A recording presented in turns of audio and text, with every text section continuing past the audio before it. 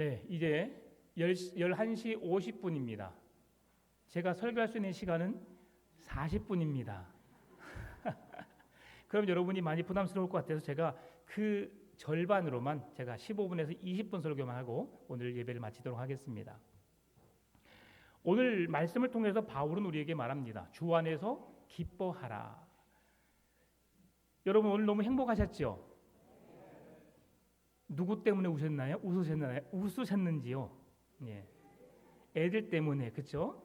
근데 그 애들이 준비한 무엇 때문에 그들은 그 행사를 준비했을까라고 한다면 아기 예수님의 탄생을 축하하기 위한 준비로 그 아이들은 우리 모두에게 기쁨을 주었습니다. 오늘 우리가 기뻐하고 즐거워할 수 있는 이유가 바로 예수님 때문이거든요. 오늘 바울은 1절에서 끝으로 너희 나의 형제들아 주 안에서 기뻐하라. 어디 안에서요? 주 안에서 기뻐하라. 오늘 우리는 주 안에서 이런 아름다운 행사를 치렀고요. 주 안에서 함께 즐거워하고 기뻐하는 시간을 갖고 있습니다. 이것이 그리스도인 안에서 누리는 한 참 기쁨이요 즐거움입니다. 제가 2024년 계획 속에서 세대 통합 예배를 원래 한 달에 한 번씩 하려고 했었는데요. 그 이유가 여기에 있습니다. 근데 한 달에 한 번은 예전에 너무 곤욕스러운 것 같아요. 그래서 이런 행사를 좀 준비해가지고 세대 통합 예배 때는 이런 행사를 그냥 늘 했으면 좋겠는데 우리 아이들이 좀 마루타가 되는 것 같은 느낌이 들어서 좀 마음이 아프지만 꼭 아이들뿐만이 아닙니다. 그 세대 통합 예배 때 내가 특송을 해도 되고요, 또 내가 어떤 연극을 해도 되고요, 내게 주신 재능을 한 번씩 발표하면 좋겠다. 뭐 여러 시간은 아니겠지만 그래서 세대 통합 예배를 통해서 제가 분기별로 한 번은 꼭 할 건데요. 그러는 가운데 그런 시간에 한 번씩 이렇게 아이들의 얼굴도 좀 보고 또 성장하는 모습도 보고 깜짝 놀랐습니다. 태권도 하는 아이들이 중학생들이래요. 이제 중학생, 고등학생들인데 야, 그 아이들이 대단합니다. 나는 은서 어디 갔니? 은서. 네. 아, 발작이 예술인데 예술. 네. 저의 눈을 은서의 발에 확 사로잡혀 버렸어요. 다른 애들은 말할 것도 없이 잘하고 있고 잘하고요. 근데 이제 그러면서 너무 기쁜데 바울이 기뻐할 수 있는 상황이어서 기뻐했을까? 아닙니다. 바울은 복음을 전하다가 수많은 매를 당했습니다. 배가 파손되었습니다. 죽을 고비를 여러 번 넘겼습니다. 지금 바울이 처한 상황도 지금 가택 감옥에 감금되어 있는 상황입니다. 일반 족쇄를 차고 감옥에 갇혀서 고난 중에 있는 상황은 조금 다를 수 있지만 그럼에도 바울은 감옥에 감금되어 있는 상황입니다. 그런데 빌립보 교회 형제들을 향해서 그들에게 뭐라고 말할 수 있다고요? 주 안에서 기뻐하라고 권면하고 있다는 사실이죠. 오늘 여러분 주 안에서 기뻐하시기 바랍니다. 어떤 아이가 시장을 가다가 엄마 손을 꼭 잡고 갔는데 사람들이 너무 많은 거예요. 그래도 엄마가 아이에게 이렇게 말했어요. 아이야, 절대 엄마 손 놓아서는 안 돼. 예, 엄마, 절대 놓지 않을게요. 꼭 잡고 갔는데 인파가 많고 시장에 구경할 것이 너무 많으니까 아이가 자기도 모르게 놓고 구경을 하다 보니까 엄마가 사라지는 거예요. 이 아이가 엄마의 손을 잡고 시장에 갔을 때는 기뻤을까 안 기뻤을까요? 매우 기뻤지요. 근데 자기도 모르게 주위의 환경에 너무 재미난 풍경에 취해서 그것을 보다 보니까 이제 다른 것을 볼 수 없던 거죠. 엄마의 손을 놓았던 것을 기억하지 못했던 거죠. 정신을 차리고 보니까 엄마가 어디 가고 없어요. 자기 혼자 남았어요. 이 아이는 더 재미있는 풍경이 펼쳐지고 재미난 어떤 놀이가 있어지고 한다 할지라도 시장에 있는 그 시간이 그에겐 기쁜 시간일까요? 결코 그럴 수 없습니다. 그에게 기쁨은 언제 돌아올까요? 엄마를 찾는 그 순간 그에게 진정한 기쁨을 다시 회복할 수 있습니다. 여러분 오늘 우리에게 바울은 주 안에서 기뻐하라고 말하고 있습니다. 오늘 우리가 주 안에서 기뻐해야 합니다. 주와 함께 우리가 주님과 늘 동행의 삶을 산다고 주의 손을 잡고 산다고 고백하고 있지만 우리는 내 마음대로 내가 세상을 보고 내가 하고 싶은 것 하면서 주 안에서 기뻐하고 있는 나의 신앙을 지금 잃어버리고 있다는 사실이죠. 그러면서도 우리는 그것을 모르고 있다는 게 문제입니다. 이 아이는 부모를 잃어버리고 부모를 찾기 위해서 더 큰 눈을 뜨고 왔던 길을 걷든지 아니면 가만히 서 있든지 거기서 울음을 터뜨려서 사람들에게 내가 혼자라는 것을 알려서 그 사람들 너희 엄마가 누구야? 너희 아버지가 누구야? 너희 아버지 전화번호 대 010-4656-251 바로 전화해서 찾게 하지 않겠습니까? 그리고 찾았을 때 기뻐했던 것처럼 여러분 오늘 우리의 영적인 무감각을 회복할 수 있기를 바랍니다. 예수님을 믿는다고 하나님의 거룩한 사람이라고 우리가 고백은 하고 있지만 내가 주님을 믿는다고 말하고 있고 예수님 믿는 흉내는 내고 있지만 진정한 그리스도 안에서 참 기쁨과 참 즐거움을 누리지 못하고 있는데 누리고 있는 것처럼 착각하고 있지 않는지 오늘 우리의 신앙을 돌아보았으면 좋겠습니다. 주 안에서 기뻐하시기 바랍니다. 오늘 본문의 말씀 속에서 빌립보 교회에 주어지는 두 가지의 문제점이 있었습니다. 빌립보 교회는 지도자가 없었어요. 바울이 그 교회에 복음을 전하여서 2차 전도 여행 때 교회를 세웠지만 바울이 복음을 가르쳤고 복음으로 그 교회를 세웠지만 교회에 교육자가 없음으로 인해서 그 교육자의 부재로 인해서 어려움을 겪었습니다. 그뿐만이 아니라 지도자가 없으니까 지금 우리 주일학교 우리 많이 지금 힘들잖아요. 마찬가지입니다. 교육자가 없다면 우리가 어떻게 뭔가를 해보려고 할 때 어떤 제약이 따르게 되어 있습니다. 뿐만 아니라 이단들의 활동이 극성화되어서 빌립보 교회에 어려움을 주었는데요. 이단들의 활동이 두 부류였습니다. 영지주의자들과 율법주의자들이었죠. 영지주의자들은 우리가 영이 구원받기 때문에 육체는 내 마음대로 살아도 된다는 잘못된 주의자들입니다. 그러니 내 영은 예수 믿어서 구원받으니까 육체는 쾌락을 즐기고 내가 하고 싶은 대로 마음껏 해도 된다. 그러니 세상 사람들이 보기에 그들이 하나님의 사람이라고 볼 수 있어요? 없어요? 없어요. 바울은 1절에서 주 안에서 기뻐하라. 너희들의 모든 행위와 기쁨과 즐거움이 누구 안에서 이루어지기를? 주 안에서 이루어지기를 바울은 말하고 있는데 영지주의자들은 그것이 아니라 너희 영은 이미 구원받았기 때문에 육체적으로 마음대로 해도 돼. 그리고 율법주의자들은 예수 그리스도의 복음을 생명이신 예수님을 나의 주님 구원자로 믿는 것이 아니라 우리의 구원자이신 예수님이 우리를 사랑하신다면 우리 곁에서 오랫도록 함께 있어야지 왜 그분이 우리 곁을 떠나셨겠냐. 그분은 참 구원자가 될 수 없어라고 말하면서 다시 구약의 율법으로 돌아가자라고 외치는 자들이 율법주의자들이었습니다. 여러분 구약의 율법은 우리를 온전한 구원을 이루지 못하게 합니다. 율법은 우리를 힘들고 어렵게 하는 발목을 잡는 구실을 하게 되죠. 율법이 잘못되어서 그렇습니까?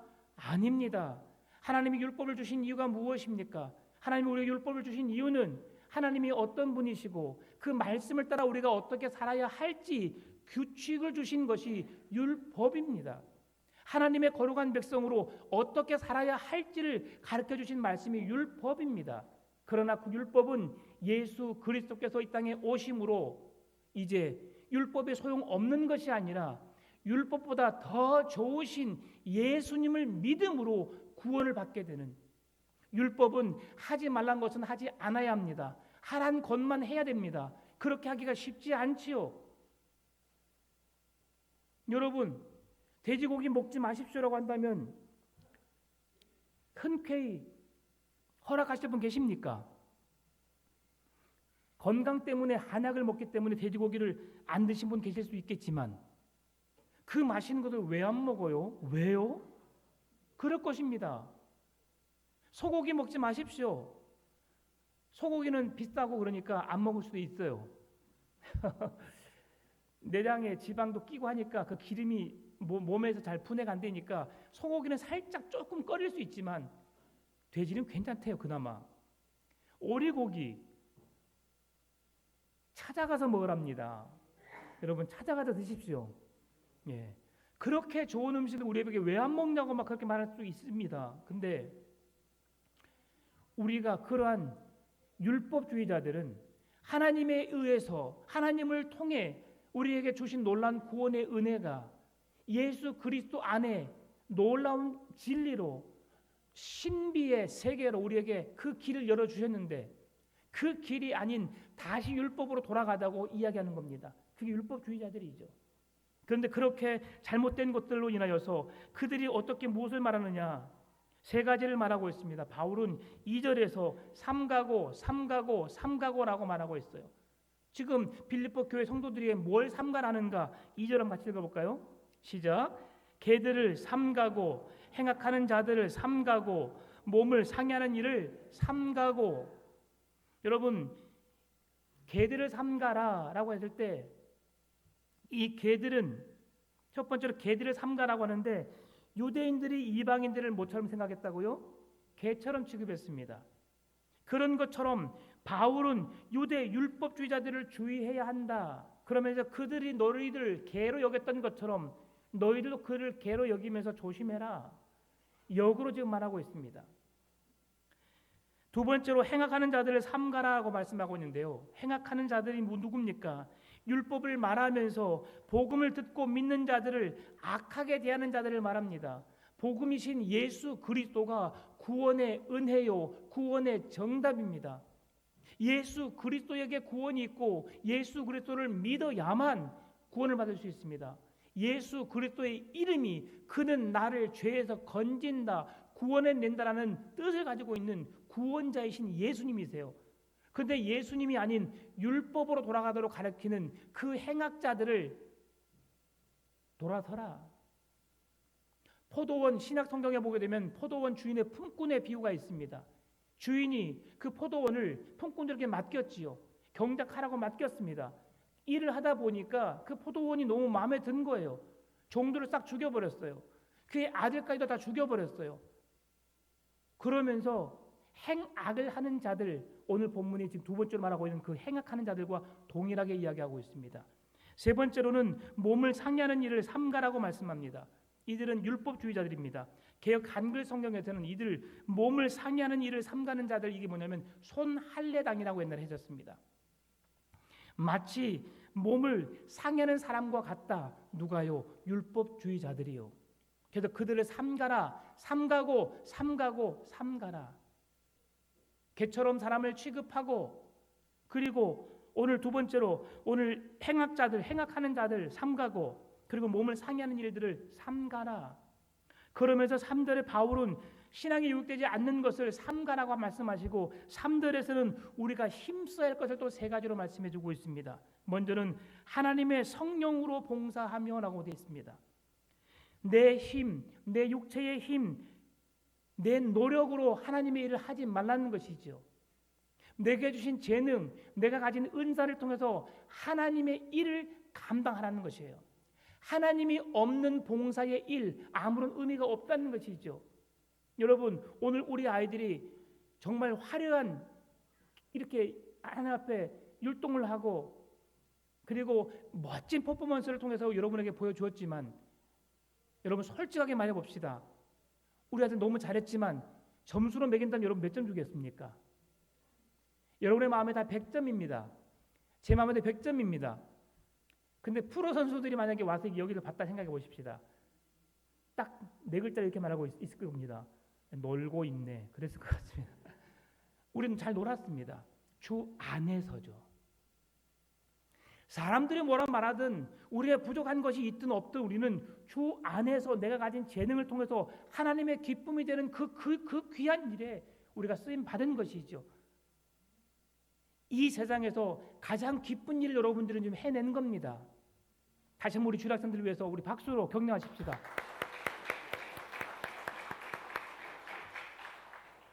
이 아이들은 우리의 사랑과 우리의 기도를 통해 세워지게 되어 있습니다. 마음껏 격려하고 마음껏 칭찬해 주십시오. 우리 교회 아이들이 하나님의 꿈을 이루는 다음 세대의 비전을 향해 달려갈 수 있는 그런 아이들이 되도록 여러분 기도해 주시고 격려해 주시고 칭찬해 주시고 사랑을 아끼지 않아 주시길 바랍니다. 그렇게 할 때에 우리 아이들은 세계적인 하나님의 사람으로 주님의 기쁨이 되는 삶을 살아내게 됩니다. 성령의 사람으로 내가 가진 재능, 내가 가진 어떤 능력 잘하려면 뭐 서울대, 음대, 외국에 나가서 훌륭하게 일한 사람, 잘할 수 있는 사람들 나태주 불러오면 됩니다, 여러분. 잘하려면. 근데 그를 불러오지 않고 우리가 직접 한 이유가 뭡니까? 우리가 성령 안에서, 하나님 안에서 행하는 일을 오늘 바울이 기뻐하라고 말씀하고 있는 것처럼 우리 안에 계신 성령으로 말미암아 우리가 아름다운 일을 지금 믿음으로 감당해내고 있기 때문이죠. 두 번째 말씀한 게 무엇입니까? 예수로 자랑하라고 말씀합니다. 성령으로 우리에게 봉사하라고 말씀하고 있고 성령으로 봉사하라고 말씀하고 있고요. 두 번째로 예수를 자랑하라고 말씀합니다. 바울은 우리가 가진 모든 것, 그 어떤 것이 아니라 예수님을 자랑하기를 원했습니다. 바울이 자랑할 것이 없어서 그랬을까요? 아닙니다. 바울은 유대인이었습니다. 가말리엘 문화에서 가장 최고의 학문을 가진 자, 지식을 가진 자였습니다. 많이 배웠고요. 많은 경험이 있고요. 바리새파였고요. 유대인이었고요. 그럼에도 그가 그러한 것보다 예수를 자랑 삼는 이유는 그 모든 가치 위에 예수님 앞에서 우리가 그 가치가 견딜 수 없는 수준이기 때문입니다. 하나님은 우리에게 주신 재능을 통해서 살아가게 하십니다. 그러나 내가 가진 재능을 통해서 내가 가진 좋아하는 분야에서 열심히 일하여서 그 분야를 통해서 그 전문 직업을 통해서 더 발전적이고 더 좋은 모습을 통해서 우리가 더 행복하게 편하게 살 수 있는 길을 열어놓으시거든요. 그러면 우리가 가진 재능들을 열심히 적극 활용해야 되겠죠. 그것을 의미 없다고 말하는 것이 아닙니다. 그런 가진 재능을 주신 분이 누구신가를 우리가 기억하라는 것입니다. 우리의 생명을 주관하시고 우리에게 그런 좋은 은사를 주신 하나님께 감사함으로 살아가라는 말씀이지요. 우리 자녀들을 주신 하나님께 여러분 감사하십시다. 이 아이들이 예수님을 자랑 삼고 예수 안에 성장할 수 있는 아이들로 세워지기를 여러분 계속해서 기도해 주시기 바랍니다.